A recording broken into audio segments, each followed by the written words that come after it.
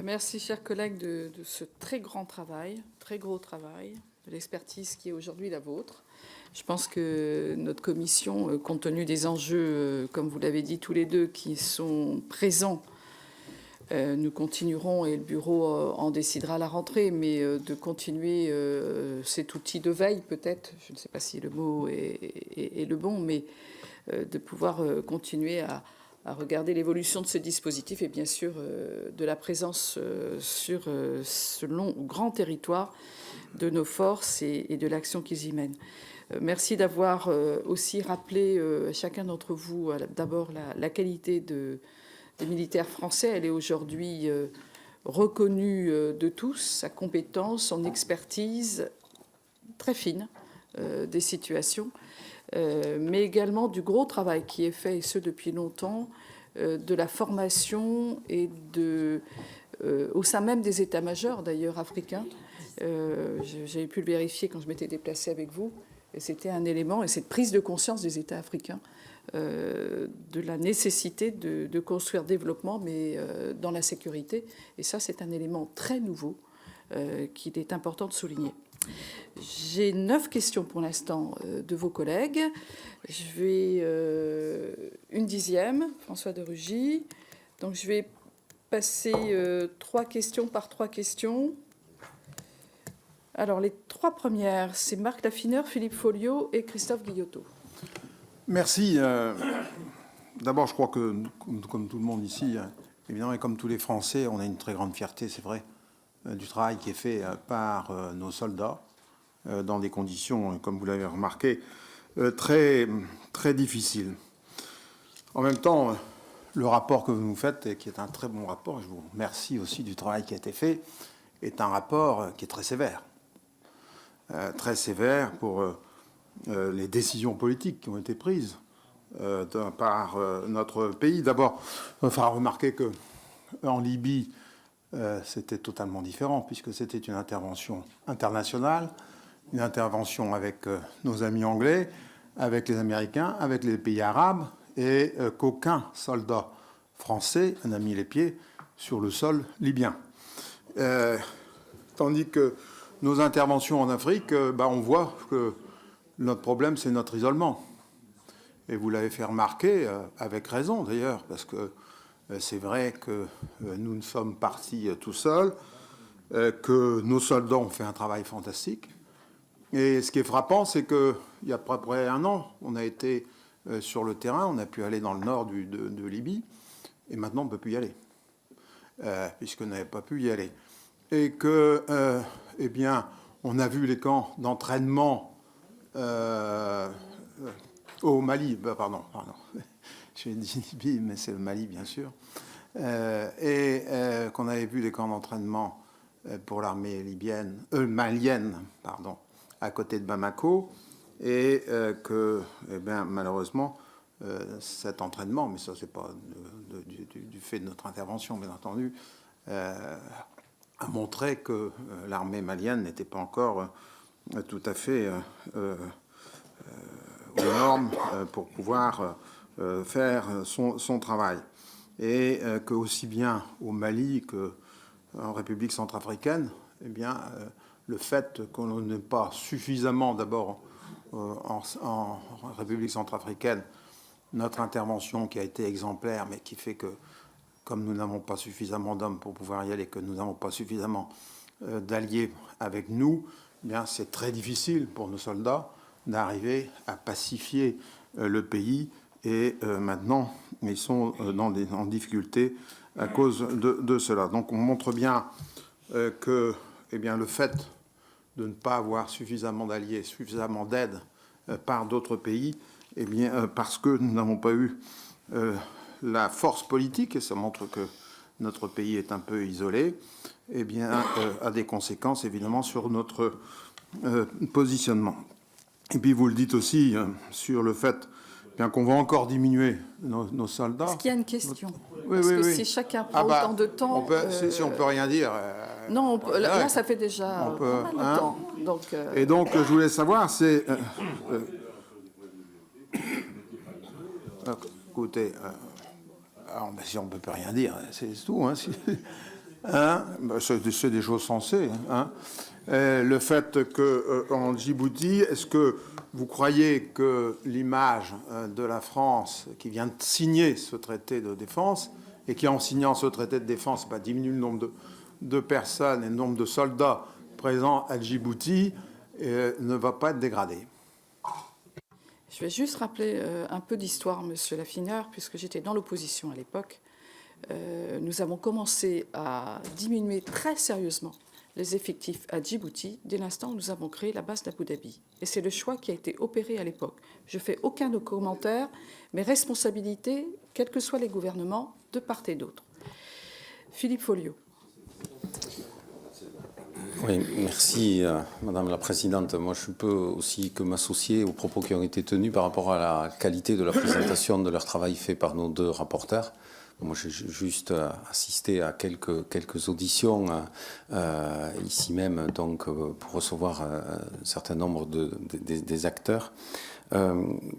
Force est de constater que entre les années 60, où nous avions 30 000 hommes à peu près prépositionnés en Afrique, aujourd'hui nous sommes peu ou prou aux alentours de 5 000, et que ceci, je veux dire, est un petit peu le symbole, j'allais dire, un petit peu de l'évolution de notre dispositif.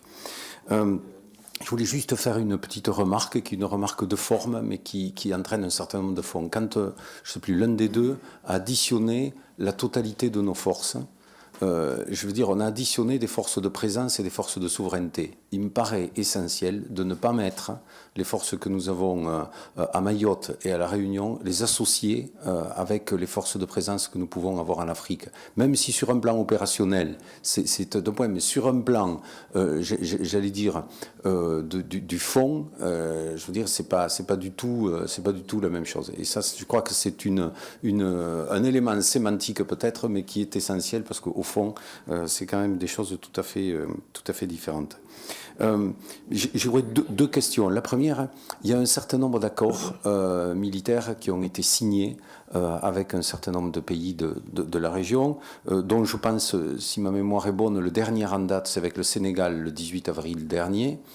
Est-ce que vous avez eu accès aux éléments relatifs donc, à ces différents accords, aux clauses donc, publiques ou parfois un petit peu plus secrètes qu'il pouvait y avoir donc, dans le cadre de ces accords? Et puis ensuite,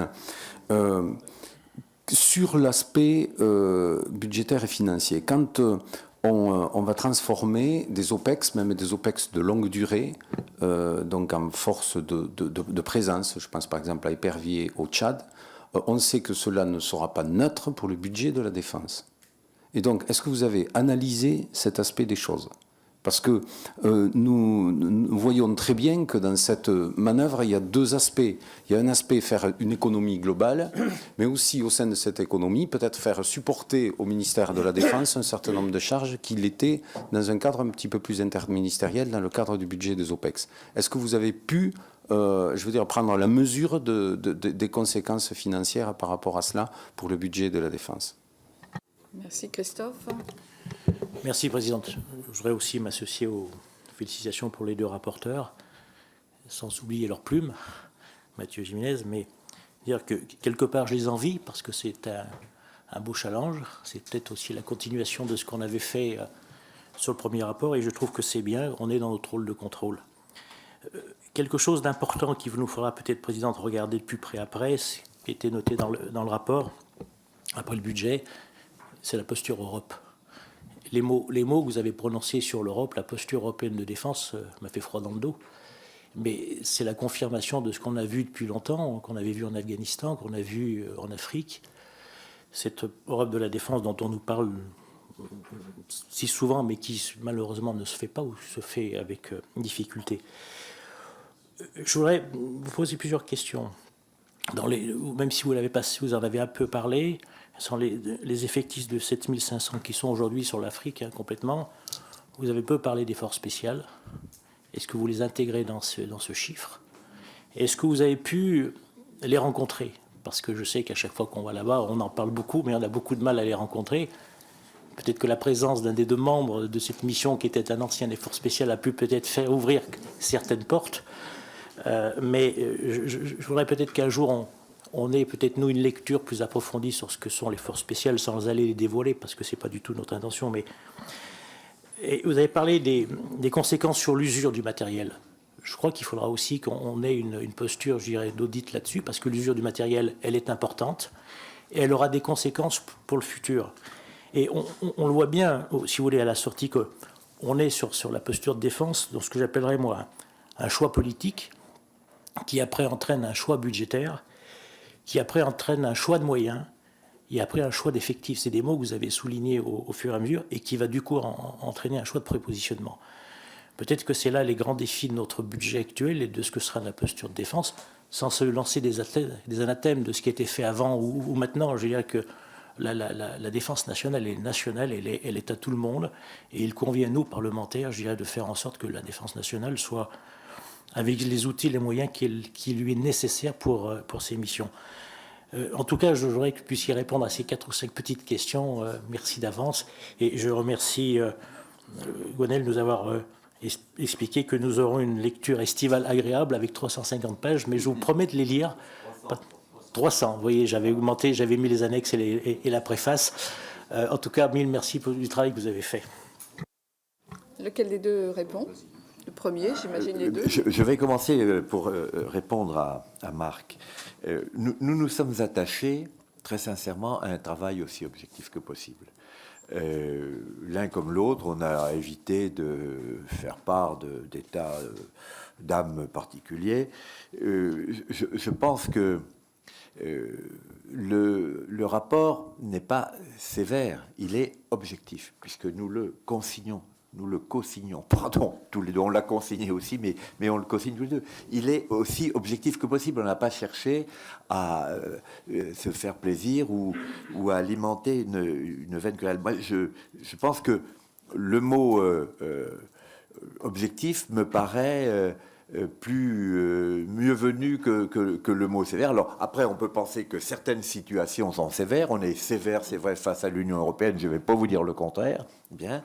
Mais pour le reste, on a essayé d'être objectif. Et quand je dis, par exemple, que la situation des matériels que Christophe Guillotot vient de rappeler est difficile et va mériter une attention toute particulière. Je pense qu'effectivement, il faudrait se poser la question sur le taux d'attrition des matériels, comment ça fonctionne dans les perspectives calendaires du renouvellement. Je veux dire qu'on a essayé d'être objectif, on n'a pas voulu être sévère à l'égard de quiconque. Donc, très franchement, je pense que ce rapport, et vous le lirez, je l'espère en tout cas, avec intérêt, je l'espère aussi, n'a pas cherché à autre chose qu'un bilan, et certains peuvent le trouver sévère après leur propre lecture, mais nous, on n'a pas cherché à faire un rapport sévère. Voilà. Très franchement, voilà. Tu réponds à Folio. Oui, je peux dire quelques mots. Ce qui nous importe au travers de la Libye, c'est pas du tout de polémiquer pour polémiquer, c'est pas du tout l'état d'esprit, et je confirme les propos de mon collègue Yves. C'est de regarder lucidement comment la France peut concilier intervention, stabilisation, normalisation. Pour le Mali, pour la RCA, quelles que soient les complexités et les difficultés, tirant expérience de la réalité libyenne. Pour être précis, pour être honnête entre nous jusqu'au bout, les difficultés, c'est peu de le dire, au sud de la Libye, ne datent pas de la fin de l'ère Kadhafi. Donc il faut le reconnaître de manière objective. Donc on est bien dans une réflexion sur comment permettre à notre pays d'être plus efficace. Point, et j'allais dire tout simplement. Deuxièmement, pour les forces spéciales, nous les avons rencontrées, nous avons bien travaillé avec elles, avec un angle particulier. Comment améliorer les complémentarités force spéciale, force conventionnelle. Et dans notre rapport, vous retrouverez des éléments, déjà des éléments de bilan, puisque le général de Saint-Quentin, le général Barretta, le général Castres, nous ont fait part de leur expérience ces derniers mois en la matière. Comment, pour reprendre une formule utilisée par un d'entre eux, ne pas se marcher sur les pieds, d'autant que les missions ne sont pas les mêmes. Et à partir du moment où les missions sont différentes, on peut construire d'autant des complémentarités. Ce qui est clair, c'est que l'intervention au Mali a permis aux forces conventionnelles comme aux forces spéciales de progresser, j'allais dire, chacune de leur côté, mais surtout de progresser ensemble par rapport aux réalités vécues. Donc c'est l'angle qui a été le nôtre, si je puis dire.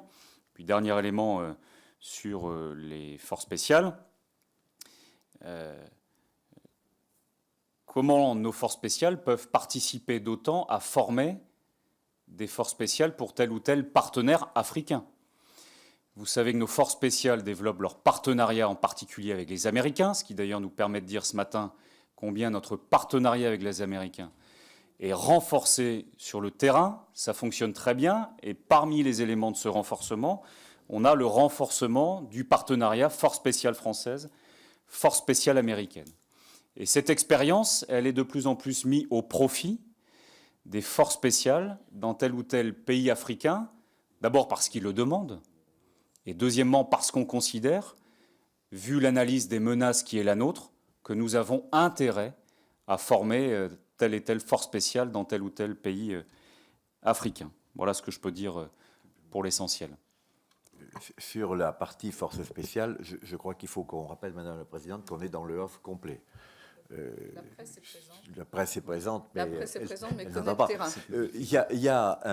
Il y a un rapport qui a été fait d'ailleurs par nos collègues sénateurs sur les forces spéciales qui est intéressant à lire et qui montre bien un certain nombre d'éléments qui viennent d'être rappelés. C'est vrai que les forces spéciales ont un rôle majeur à jouer, que ce soit en RCA actuellement, que ce soit encore au Mali, voire dans d'autres endroits. Mais elle mérite elle-même, je dirais, une démarche particulière. Et le vrai intérêt, c'est ce qu'a rappelé Gwendal, c'est qu'aujourd'hui, les forces spéciales, et c'est ce que nous dit surtout le général de Saint-Quentin, les forces spéciales ont réussi, par la maturité qu'elles ont acquise au fil du temps, à trouver leur place en appui, en soutien, en complément des forces régulières.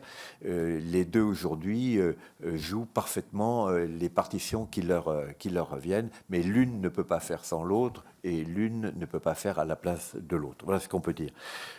Pour répondre à Philippe Folliot, les effectifs qui sont à Mayotte et à La Réunion ont été simplement rappelés. Mais il faut quand même reconnaître que même si La Réunion, c'est pas l'Afrique de papa, c'est vrai, voire Mayotte, néanmoins, les effectifs de Mayotte contribuent en particulier à des actions de formation et autres au bénéfice de l'Afrique. C'est-à-dire que tracer une limite, c'est un peu compliqué parce qu'en fait, il n'y a pas une limite absolue.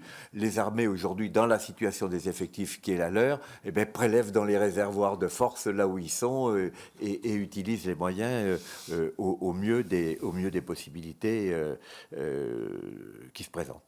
Les accords avec les différents pays, nous sommes bien sûr interrogés là-dessus. Le Quai d'Orsay, plus précisément la direction de la coopération de sécurité et de défense, des CSD, pardon, nous a donné naturellement les éléments que nous avions demandé là-dessus, et vous aurez une fiche dans le rapport qui présentera ce qu'on peut dire, évidemment, c'est comme tous ces accords, on n'en fait pas forcément des tonnes, mais vous aurez une fiche qui montre quelles sont les limites. Vous aurez en particulier sur Djibouti, dans le rapport, il y a le texte même, ou quasiment le texte de ce que contient l'accord de défense, et qui nous a conduit à réagir comme nous l'avons fait tout à l'heure sur l'affaire des effectifs de Djibouti et des choix qui doivent être faits sur ce territoire-là. S'agissant du budget OPEX et des personnels qui sont tantôt sur le budget défense ou qui rentrent sur le budget OPEX, on en dit également un mot dans le rapport. C'est vrai que ça pose des problèmes. Ça pose des problèmes pour les gens aussi, parce que selon qu'ils sont positionnés en OPEX ou qu'ils sont positionnés en prépositionnement classique, eh bien, les rémunérations ne sont pas les mêmes, quoi, hein. Donc, c'est un peu compliqué pour tout le monde. Pour ça qu'on n'en a pas fait des tonnes dans le rapport, parce qu'on n'a pas voulu soulever un peu inutilement un point qui fait débat au sein des armées, inutile de se cacher. Mais enfin, c'est vrai qu'il y a là un problème. Ceci dit, très sincèrement, je ne pense pas que l'impact entre les deux situations pour le budget de la défense soit si considérable que ça, parce que en fait, quand on est en OPEX ou en prépositionnement, de toute façon, il y a des émoluments particuliers qui sont servis, et donc ça ne devrait pas, me semble-t-il, changer beaucoup, sauf que c'est une imputation différente, voilà. Et ça c'est important, parce que les OPEX, si on dépasse, comme vous le savez, les 400 millions, c'est de l'interministériel, à condition que le budget de la défense n'y contribue pas une deuxième fois. Mais c'est un autre débat. Voilà. Bon, je crois avoir répondu, on a répondu, je pense, aux questions. Je rajoute juste un mot sur l'Europe. Je reprends les propos de Yves. Je pense que notre rapport est objectif et lucide. Il n'est pas sévère. Quand ça ne fonctionne pas ou quand ça ne fonctionne pas bien, il faut le dire. Bon. Et en RCA, c'est ça la réalité. Quels qu'aient été les efforts de notre gouvernement. Et Jean-Yves Le Drian s'est particulièrement impliqué sur le sujet, vous le savez. Pour autant, les réalités sont là, il faut les dire. Deuxièmement, quand c'est bien, il faut le dire aussi. Et EUTM Mali, qui rassemble des militaires de 20 à 30 pays européens, avec au passage des Allemands très présents, et de plus en plus, avec des Pays-Bas qui ont aussi renforcé leur présence ces dernières semaines. EUTM Mali fonctionne. Et fonctionne très bien. Plusieurs bataillons de l'armée malienne ont été formés. Je crois qu'on en est au 5e, je crois, Yves, aujourd'hui. 5e, en cours. Alors, vous allez me dire, il y a deux lectures. Quand on regarde l'épisode dramatique du mois de mai, on peut se dire, bon, le niveau de l'armée malienne... sauf que nos militaires nous disent que le travail est fait et bien fait, que le niveau est plutôt bon, et qu'en tout état de cause, c'est un élément de progression. Et EUTM Mali, pour cette mission, pour cet objectif, ça fonctionne bien. Voilà, donc en clair, dans l'analyse, on essaye de discerner les choses. Quand ça fonctionne bien, il faut le saluer.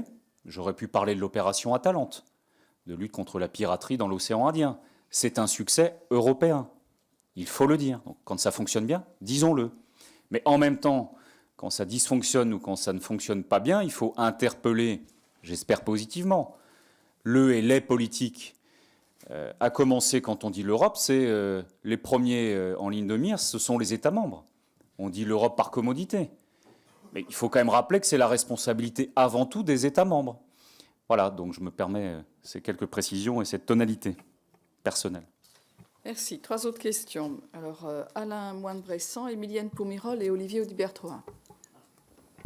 Oui, Madame la Présidente et Messieurs, vous avez fait un constat de cette situation sur l'Afrique, cette situation, en effet, qui est quand même très difficile, il faut le reconnaître, mais un constat objectif.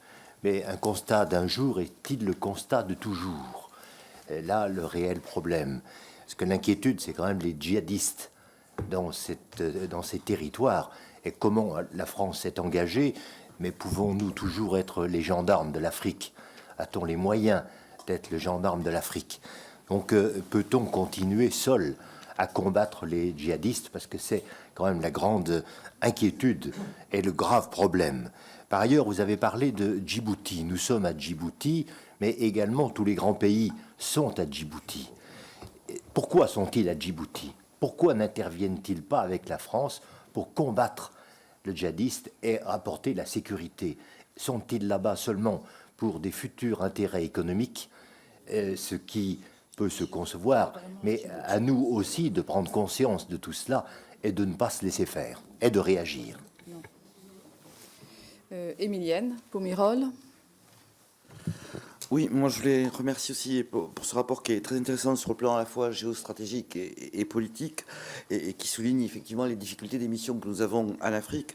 Je crois que si on peut effectivement regretter l'absence de l'Union européenne, je ne sais pas si pour autant on doit pouvoir dire que la France ne doit pas s'engager. Il me semble quand même que dans le livre blanc, nous avons fait le choix stratégique d'avoir, compte tenu des menaces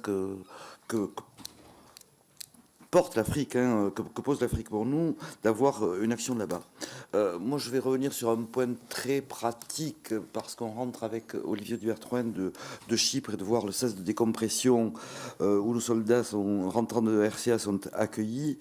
Et outre tous les problèmes qu'ils nous ont soulevés, sur les horreurs qu'ils ont pu voir, sur les difficultés, j'allais dire, de cette mission qui est quand même très très particulière, effectivement, et qui n'a rien à voir avec celle du Mali, plusieurs ont évoqué avec nous les problèmes de logistique, et de logistique au quotidien, j'allais dire, puisque le colonel nous a donné l'exemple ainsi des demandes pour les colis, tout simplement, où habituellement on demande plutôt de la nourriture, et où là il demandait des vêtements, de la mousse à raser, etc. Donc des choses très simples. Et il y a eu un problème d'incendie d'un campement qui a été provoqué par des fumigènes, peu importe, mais qui a fait que pendant 8 jours, ils n'avaient même pas de quoi s'habiller, même pas de quoi se laver, etc. Donc des choses de base. Et j'aimerais savoir si vous, en étant là-bas en RCA, vous avez pu constater effectivement cette difficulté au quotidien qui quand même pèse beaucoup sur le moral des troupes. Quand on les a vus vendredi dernier, là, ils étaient vraiment... ça fait partie des choses qu'ils ont du mal un petit peu à supporter. Juste un détail aussi sur le problème du budget par rapport au PEX ou Herméter, c'est posé aussi pour le sas de décompression, ce problème-là. Bon, vous rendrez avec Olivier tous les deux un rapport à la rentrée, je crois. Donc vous aurez l'occasion d'exposer tout ce que vous avez pu observer. Olivier ? Dans la continuité de ce que vient de dire, merci beaucoup Madame la Présidente, dans la continuité de ce que vient de dire Émilienne, je souhaitais intervenir également sur la logistique et sur le matériel, eu égard au témoignage de ce détachement de 140 hommes que nous avons donc accueillis à Paphos avec Émilienne Poumirol. Je voudrais juste d'abord dire à Yves et à Gwendal combien nous partageons le travail qui a été fait et les mots que vous avez employés, notamment lorsque Gwendal évoque le mot de fierté. C'est un mot qui est quelquefois éculé, mais là, pour le coup, je crois qu'on a ce sentiment de fierté qui est partagé par nos hommes, d'ailleurs, sur le terrain, qui ont vraiment l'impression de se rendre particulièrement utiles et de porter haut et loin la voix de la France. Dans la complémentarité de ce que vient de dire Émilienne Poumirol, oui, les hommes que nous avons rencontrés sur le terrain, qui rentraient donc de 4 mois en Centrafrique, sont épuisés moralement et bien évidemment physiquement. Ils travaillent 7 jours sur 7. Ils n'ont pas un après-midi de repos, ce qui nous a particulièrement surpris. En matière d'équipement, un engin sur 2 seulement, envoyé donc en Centrafrique, était des équipements blindés. Donc, ce qui pose de véritables problèmes, notamment pour les responsables des missions, dont on sait les dangers qui peuvent être encourus à chaque coin de rue. On l'a dit, vous l'avez dit vous-même, il y a peu d'avions. Autre élément qui nous a paru assez surprenant, l'avion qui rapatriait donc les hommes de Bangui sur Paphos a été obligé de faire un crochet par N'Djamena parce que tout simplement il n'y avait pas suffisamment de kérosène donc sur Bangui. Donc ils sont partis avec les réservoirs à moitié vides pour aller faire le plein sur N'Djamena.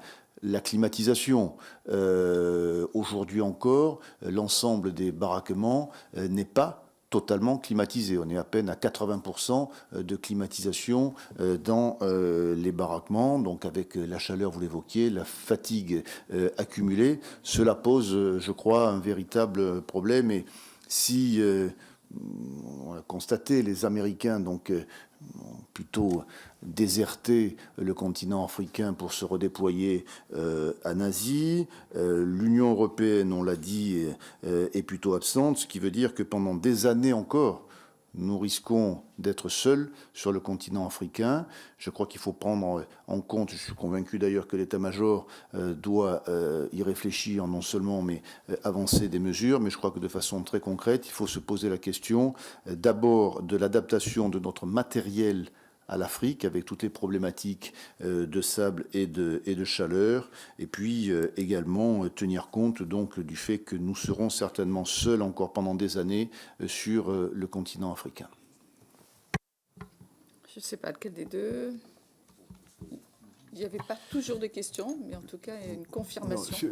Peut-être pour commencer par la fin, Olivier, bon, on est dans le rapport apparaîtront les considérations qui viennent d'être relatées sur les conditions dans lesquelles nos soldats vivent sur le terrain.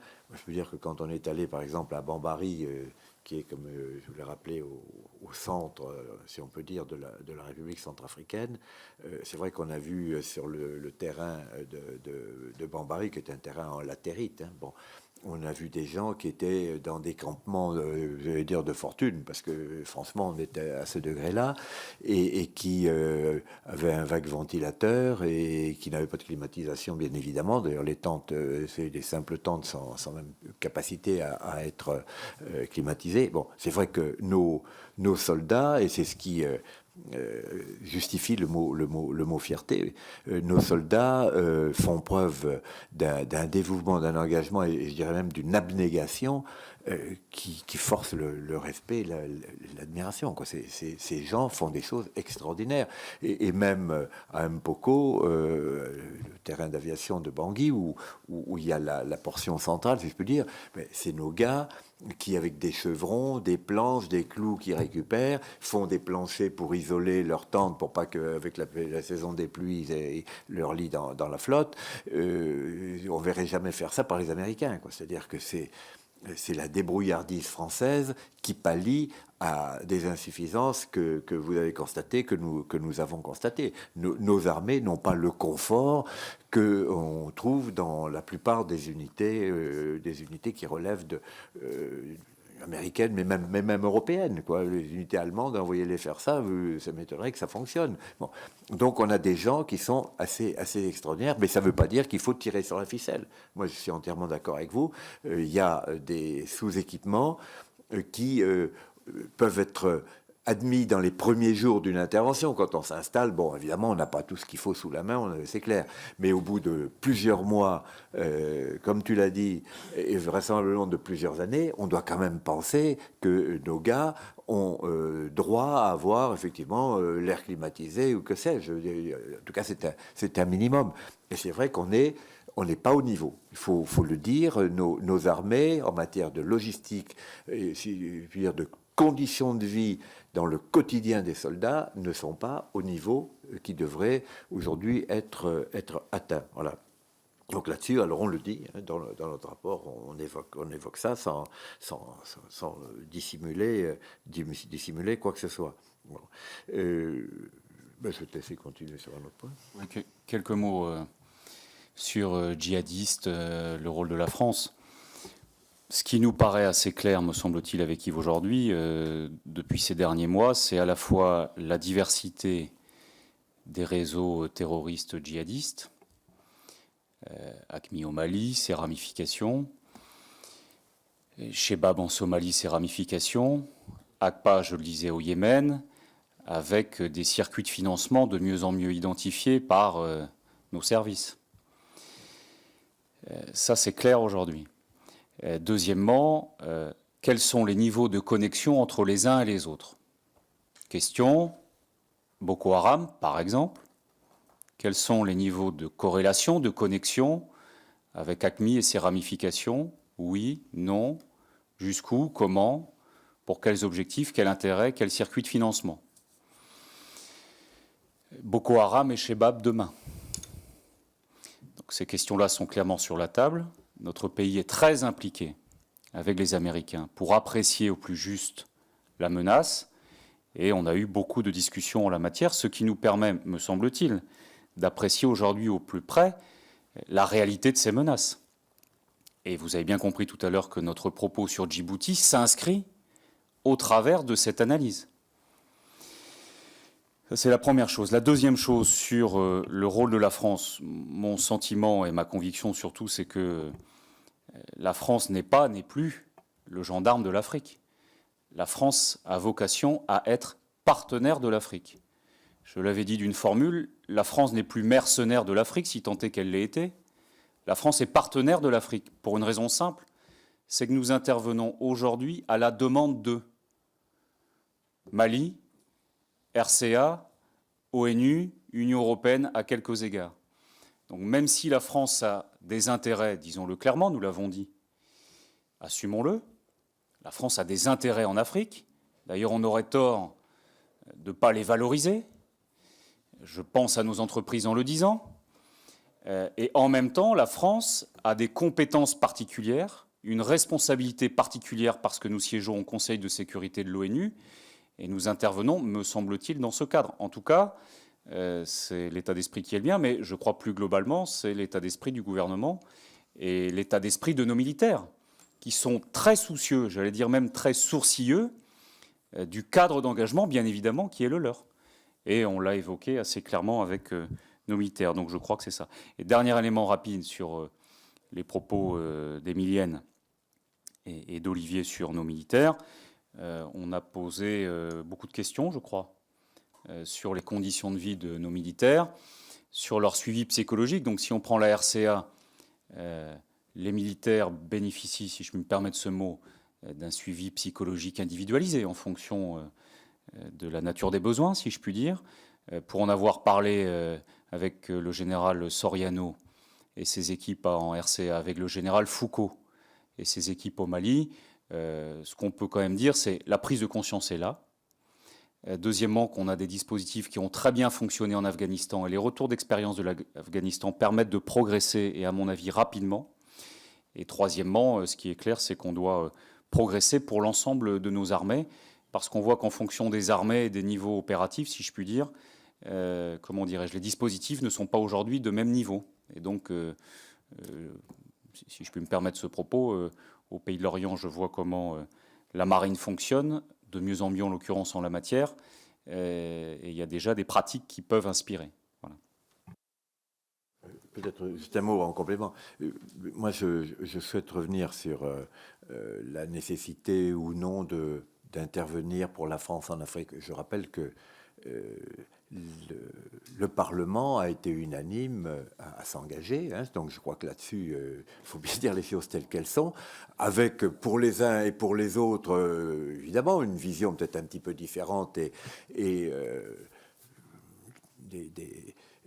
comment dirais-je, des approches un peu différentes, mais néanmoins, je crois qu'on ne peut pas aujourd'hui dire qu'il y a débat dans notre pays là-dessus.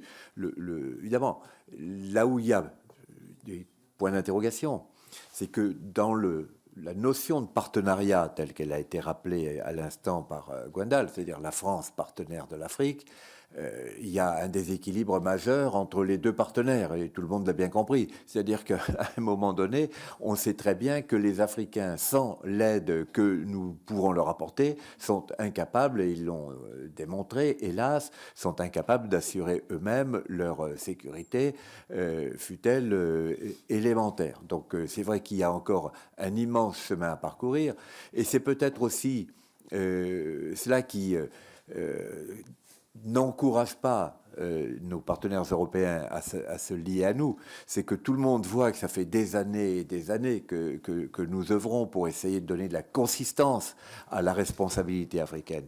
Et tout le monde voit bien qu'on est encore très loin du but et que parfois il y a même des retours en arrière qui sont calamiteux.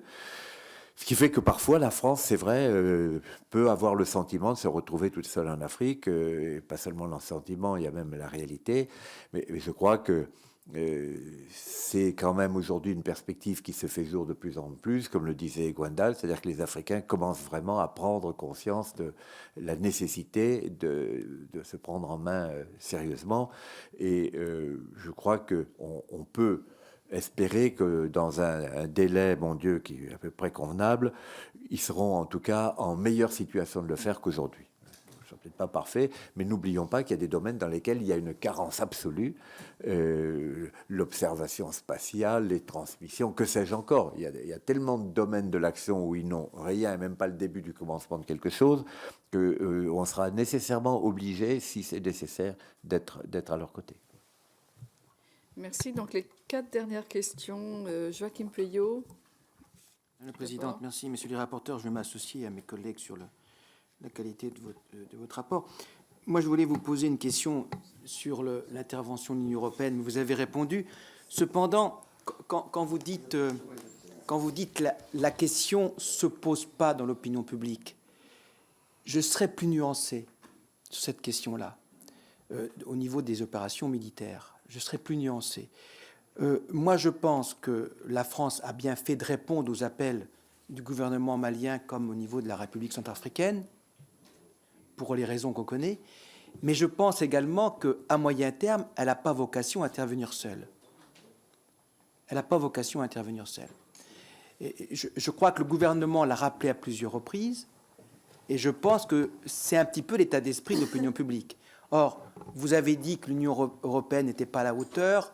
Sur 2 missions, il y en a une qui fonctionne plutôt bien, celle du Mali, celle de la RCA pour sécuriser l'aéroport, je crois, de Bangui. Vous nous dites que ça ne fonctionne pas très bien. Est-ce que vous pouvez nous donner quelques explications sur ce retour que vous avez eu en allant en République centrafricaine? Sur la mission contre la piraterie, je pense que ça fonctionne plutôt bien. Donc, je crois que tu l'as dit récemment. Donc, deuxième observation, est-ce que, parce que effectivement la présence française en Afrique, aussi bien dans les OPEX, on a les chiffres, aussi bien dans la coopération, moi j'aurais bien voulu avoir une trajectoire financière. Combien cela coûte au budget de l'État la présence militaire française depuis 5 ans, voir si effectivement le coût est identique, s'il augmente ou pas, parce que vous avez dit effectivement il y a une réflexion sur la coopération et sur les effectifs. Vous avez parlé de Djibouti, 1900 hommes, la projection c'est 950, mais qui est-ce qui a mis en place cette hypothèse de diminuer à 950?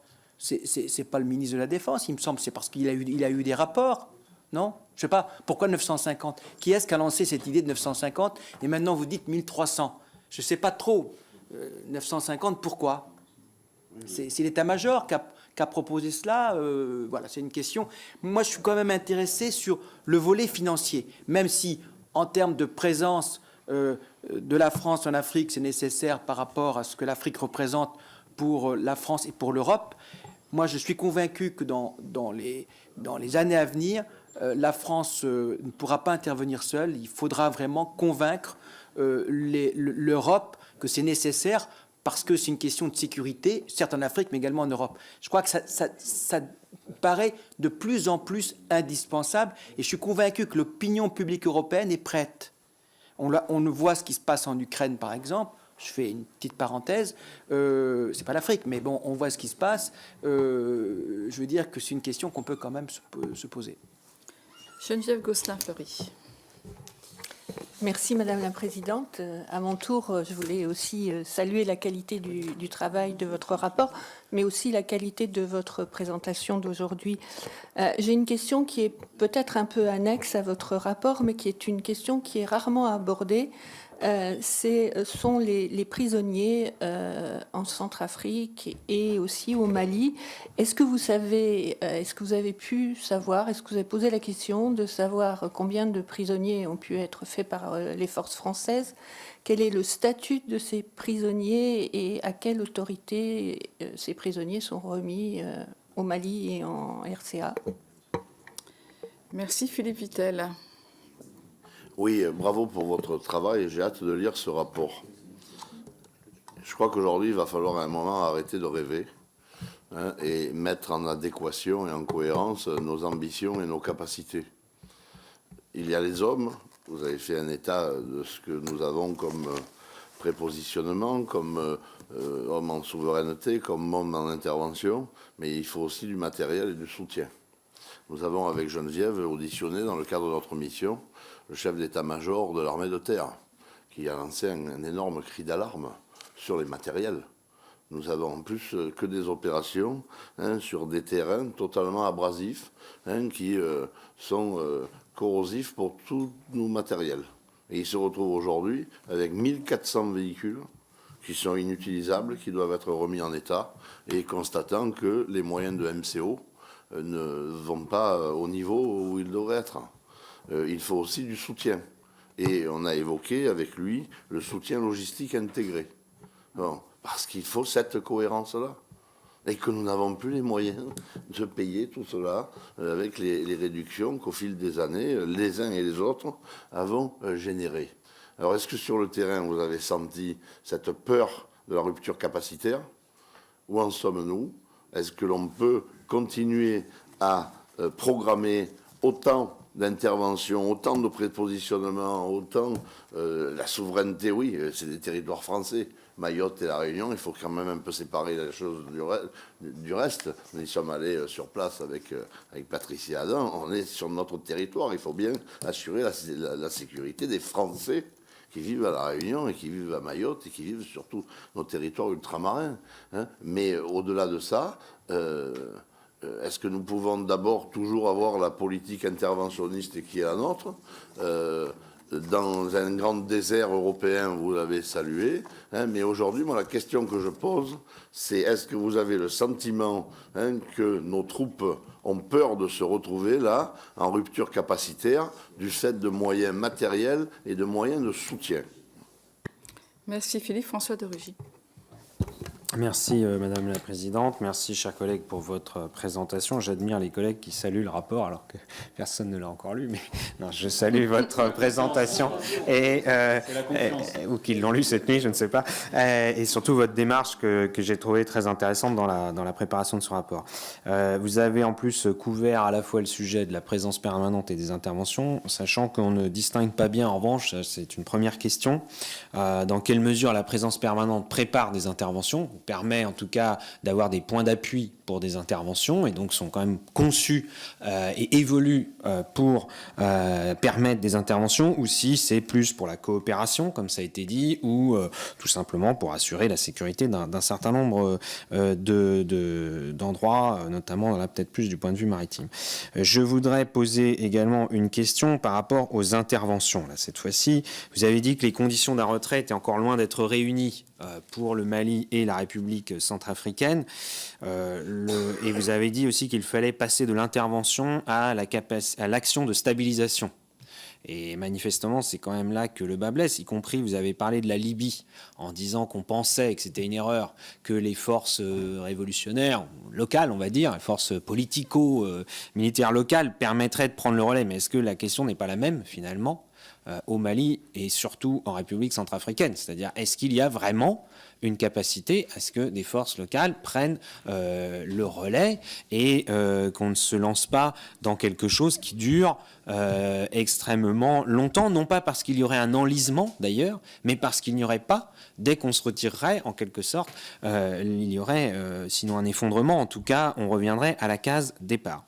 Vous avez pointé le rôle ambigu du Tchad en République centrafricaine, je suis heureux que vous le fassiez à votre tour, je l'avais dit moi dans l'intervention que nous avions eue dans le débat en séance plénière pour voter ou non la prolongation de l'intervention en République centrafricaine. Or, vous avez dit à un autre moment, si j'ai bien compris, qu'on s'acheminait vers une centralisation d'un certain nombre, un regroupement de notre présence dans cette région au Tchad. Donc est-ce qu'il n'y a pas une forme de contradiction en la matière? Et moi je retire un peu la sonnette d'alarme sur le fait de s'appuyer trop fortement sur un partenaire dont la fiabilité me paraît au minimum devoir être questionnée.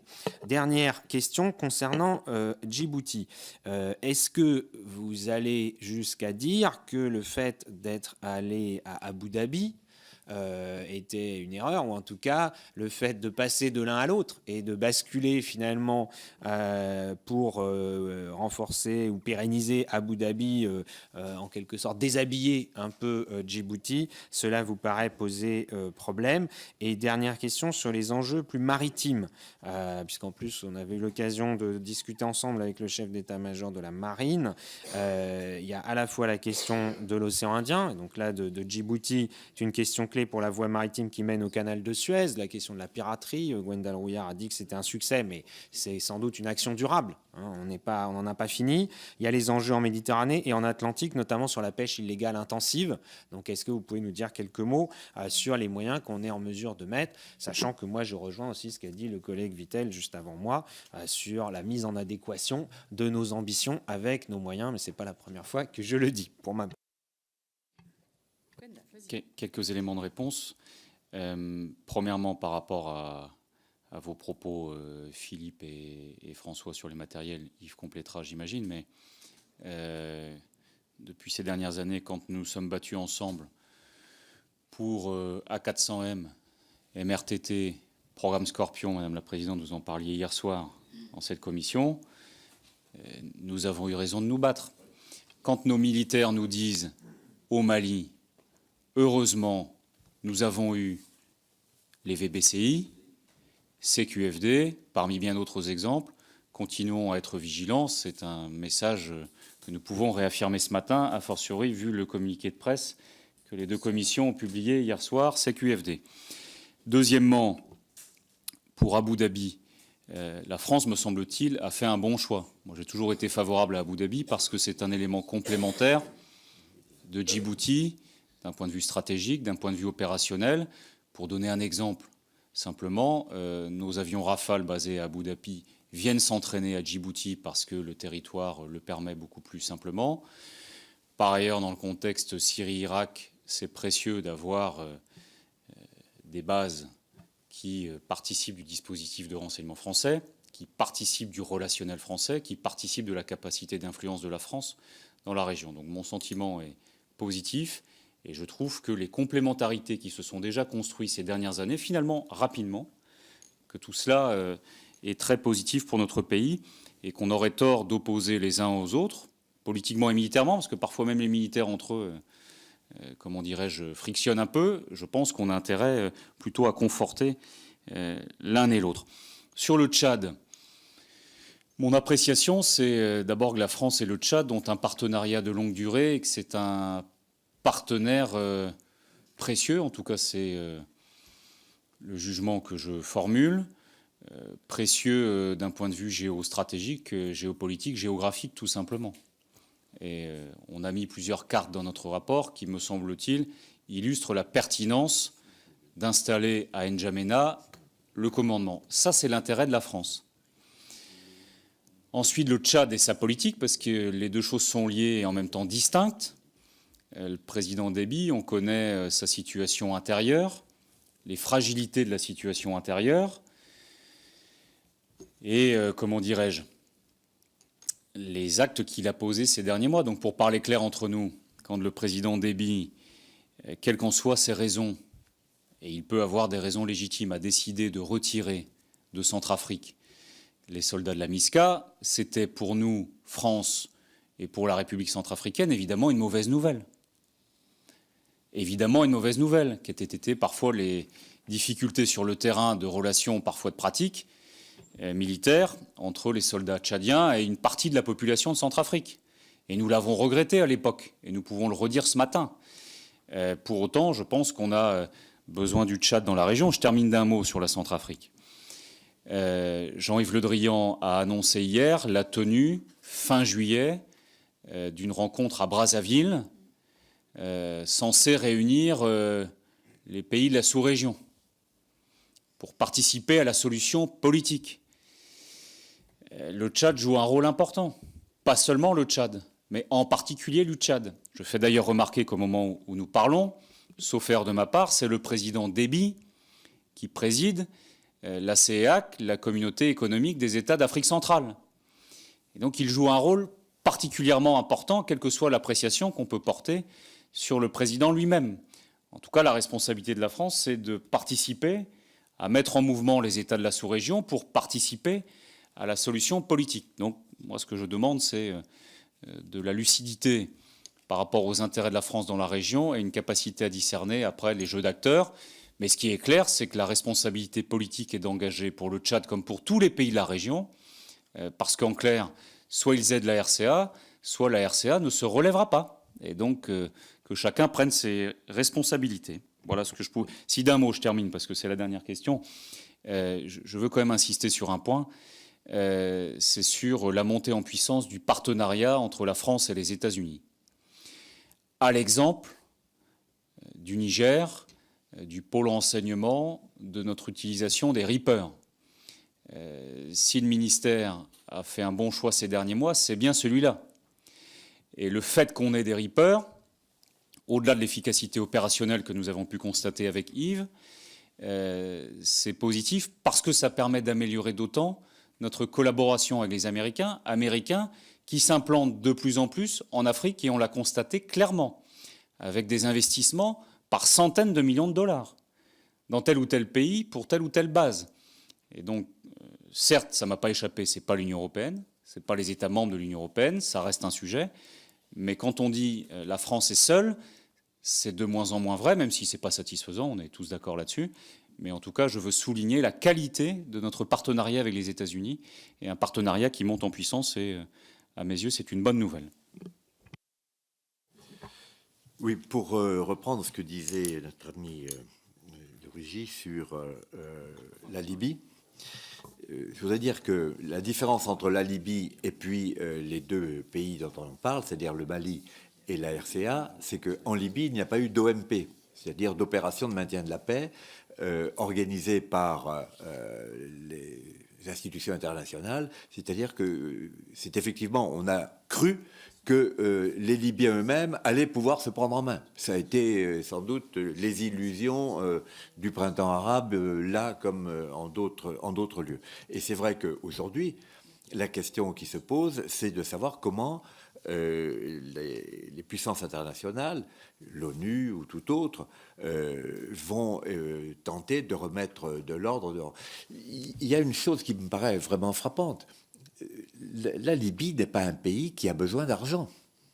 Ils ont les moyens. Ils ont les moyens, ils l'ont montré, etc. On a aussi là, peut-être, alors c'est une idée qui m'est personnelle, donc je me garderai bien de dire que c'est une idée des rapporteurs, mais quand on voit comment on arrive à faire pression sur certains pays par un embargo, si on en arrivait à un moment donné à laisser entendre que les Libyens, s'ils ne font pas le minimum que l'on est en droit d'exiger pour rétablir un état de droit chez eux, si les Libyens pouvaient voir leur capacité à vendre leur pétrole être légèrement réduite parce qu'on commencerait à faire pression sur eux, on peut peut-être penser que ça les réveillerait dans leur conscience et leur responsabilité. Et moi, je considère que contrairement au discours assez généralement répandu sur le fait, vous comprenez, on n'y peut rien, c'est comme ça, c'est pas vrai. En Libye, il y a des richesses en matière d'exportation de pétrole qui permettent à ce pays d'avoir tous les moyens d'être un pays qui tienne sa place dans le concert international. Et il y a peut-être un moment maintenant, il faut qu'on leur dise, alors maintenant, ça suffit, hein, on vous a aidé à recouvrer votre liberté comme vous le souhaitiez, mais maintenant, vous avez aussi vos devoirs qui sont d'éviter de devenir un non-État, en tout cas une source de problème pour toute l'Afrique du Nord en particulier. Donc je pense que sur la Libye, il y a peut-être une conscience internationale à prendre, un petit peu différente de celle qu'on a vécue jusqu'à présent, qui est simplement de dire en baissant les bras, on ne peut rien faire, on aurait dû faire, on n'a pas fait, etc. Voilà. Ça, c'est un point de vue qui est sans doute un petit peu personnel. Philippe Vittel a parlé du MCO. Ben, vous verrez dans notre rapport, on n'est pas forcément... on est objectif, vous voyez, non pas sévère, mais objectif. Et vous verrez que sur toutes ces questions du matériel, de l'usure du matériel, de l'entretien, on essaie de dire les choses aussi objectivement que possible, avec mesure, si on ne veut pas tomber dans les excès, mais je crois qu'on le dit, et c'est le sens de l'intervention que j'ai faite en fin de présentation tout à l'heure, en disant, aujourd'hui, le problème n'est pas de maintenir nos capacités militaires, c'est qu'on n'y arrive plus. C'est-à-dire qu'il y a une attrition constante, et lorsqu'on parle de la flotte MRTT, de la flotte d'A400M, oui, certes, mais c'est pour 2025. Quant à Scorpion, il n'y a rien de commandé. Alors on peut évidemment dire tout ça c'est très bien, et c'est pas une critique, c'est un état des lieux, c'est la réalité. Or, entre une commande d'équipement et le moment où on va voir sortir les premiers véhicules, premiers équipements, il va se passer des années et des années. Or, entre l'instant T aujourd'hui et le moment où effectivement les nouvelles livraisons viendront prendre le relais, il y a un creux. Il y a un creux, et ce creux se creuse, si je puis employer cette formule qui peut apparaître ridicule, même au sapeur camembert, quoi. Bon, et voilà, et c'est ça tout le problème, et notre présence en Afrique est un révélateur très cruel même de la situation de nos équipements, qui, il faut le dire, se dégrade, se délite, même si dans certains domaines, et on a bien fait de rappeler les Reapers, qui sont un apport considérable pour la capacité de nos forces en Afrique. Donc il y a des domaines dans lesquels il y a des choses positives qui interviennent, mais globalement, on est bien obligé de faire le constat que notre capacité militaire, je parle des équipements et non pas des hommes, hein, que notre capacité militaire va dans une attrition qui est extrêmement préoccupante. Voilà. Je ne sais pas, il doit y avoir des questions. Ah, les prisonniers, pardon. Les prisonniers, j'allais dire c'est simple. En RCA, c'est simple. Le problème de la RCA, c'est le problème de la chaîne judiciaire. C'est-à-dire que des prisonniers, il faut les mettre en prison. Ce n'est pas notre collègue Peuillot qui pourrait nous dire le contraire. Bon, c'est un grand spécialiste de ces questions. Donc s'il n'y a pas de prison, et c'est le cas, les prisonniers, on les remet dehors. C'est-à-dire qu'il y a non seulement pas de prison, mais la justice ne fonctionne pas non plus. C'est-à-dire qu'au fond, les Français, nos soldats et les gendarmes européens qui sont là interpellent des gens sur dénonciation ou en flagrant délit. Bon. Mais après, on ne sait plus quoi en faire. Et le problème, il est là. Au Mali, les prisonniers qui ont été faits dans le nord, il y a eu deux directions. Les Maliens ont été remis aux autorités maliennes. Quant aux Français, quelques Français qui ont été faits prisonniers dans la Drare des Iforas, ils ont été extradés et, pour l'essentiel en tout cas, de ce que l'on sait, et ramenés en France pour y connaître la suite de leur aventure. Mais le vrai problème même sans doute un peu du Mali, parce qu'on n'a pas été forcément voir sous les tapis, hein, mais le vrai problème en tout cas en RCA, c'est qu'il n'y a plus d'État. Il n'y a plus d'État. Et la fonction policière, judiciaire, les prisons, tout ça ne fonctionne plus, il n'y a plus rien. Moi, j'ai vu la prison de Bangui, les portes ouvertes, quand même pas possible de fermer les portes. Alors, une prison avec les portes ouvertes, on voit les résultats que ça peut donner, quoi. Eh bien, voilà. Donc, c'est pas très glorieux, mais ça relève plus de la reconstruction de l'État que d'un problème purement ponctuel. Oui, quelques mots pour terminer. Sur le maritime, Djibouti, les matériels. Sur les matériels, sans nier les difficultés clairement exposées, hein, on est objectif, il faut quand même souligner la qualité de la logistique et les progrès qui sont faits de semaine en semaine, de mois en mois, par la chaîne logistique qui fonctionne et qui fonctionne bien. Donc encore une fois, sans nier les difficultés, la chaîne logistique fonctionne bien et chapeau à nos logisticiens une nouvelle fois. Sur Djibouti, les perspectives, cher Joachim, les chiffres que nous évoquons sont des hypothèses de travail de l'état-major. On a compris que ces chiffres faisaient débat au sein même de l'état-major. Et on s'est permis, vu les constats qui sont les nôtres, de soumettre cette discussion au débat public, à la représentation nationale, à l'exécutif, parce que dans une démocratie, ça fonctionne comme ça, tout simplement. Voilà, donc... si tu me permets, pardon, ces chiffres sont véhiculés et publics à Djibouti. Et lorsque nous avons vu le ministre des Affaires étrangères djiboutien, pour lui parler du contexte général, la première chose qu'il nous a dit, c'est « vous partez de Djibouti ». Sur le ton de la boutade, mais néanmoins, c'est-à-dire que lui, les 950, il connaît. C'est-à-dire que tout le monde sait ça. C'est-à-dire que c'est une hypothèse d'état-major qui commence déjà à avoir un contenu très public, et sinon une consistance, une rigidité. En tout cas, c'est quand même pas des chiffres en l'air qui circulent uniquement dans l'îlot Saint-Germain, hein. C'est sur la place publique et c'est connu des autorités djiboutiennes qui sont évidemment pas très contentes de ça. Voilà, sujet qui est devant nous pour ces prochains jours, ces prochaines semaines. Ça tombe bien, c'est le 14 juillet. Quelques derniers mots, et ça me va bien, sur le maritime, parce que je n'ai pas répondu à François, simplement pour dire que quand on réfléchit à la France, sa stratégie, son rôle, ses missions, au-delà du pays de l'Orient qui m'est cher, c'est une belle mission, un beau défi pour la France de contribuer à développer l'action de l'État en mer pour les partenaires africains. D'abord parce que les pays africains le demandent. Deuxièmement, quand on parle de menaces, la menace maritime aujourd'hui est moins, pourvu que ça dure, restons vigilants, dans l'océan Indien que dans le golfe de Guinée. Et nos militaires, nos autorités, les autorités africaines ont tiré la sonnette d'alarme sur la montée en puissance de la piraterie dans le golfe de Guinée, sur l'évolution des modes opératoires de plus en plus violents.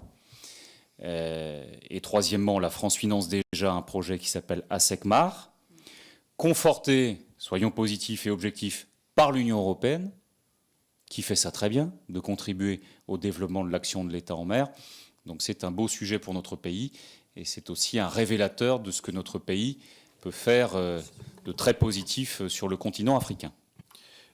Pour répondre, Madame la Présidente, juste un mot à la question de Joachim Pueyo, nos forces prépositionnées coûtent 430 millions d'euros par an. Je pense que ce chiffre nous était demandé, et voilà, et c'est celui-là.